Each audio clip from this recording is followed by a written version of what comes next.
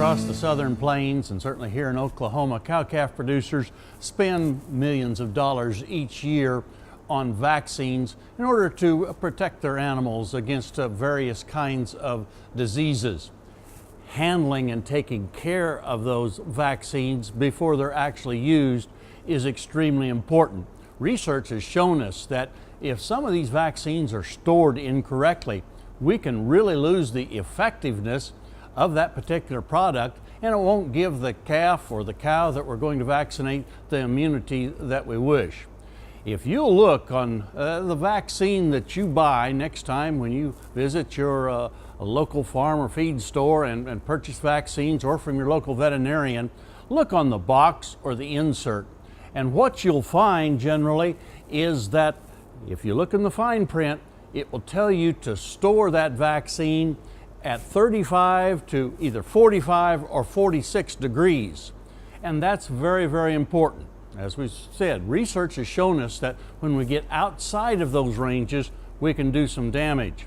I think that's really, really critical to remember if we're going to store our vaccine in a refrigerator that's in a tack room, in a barn, especially during the coldest parts of winter. We think about the refrigerator as something to keep them cool. Well, we don't want that vaccine to freeze either. So if we're storing it out in an unheated barn and it can get certainly below freezing in those barns, then we can do some real damage to those vaccines. So I would really suggest that what you do is go to one of the local box stores, just like I did. And you can buy a little digital thermometer just like this one and put it in your refrigerator to see if it's maintaining that temperature between 35 and 45 degrees as the vaccine insert would suggest. Research done at the University of Arkansas and at Idaho has indicated that we don't do a particularly good job of keeping our refrigerators at the right temperature.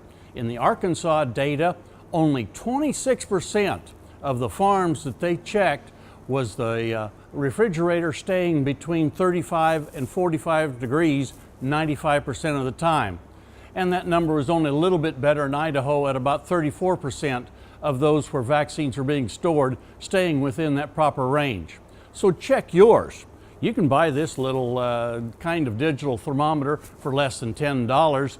Stick it in that refrigerator and check it every so often. Keep that in mind as we work cattle this year or any year.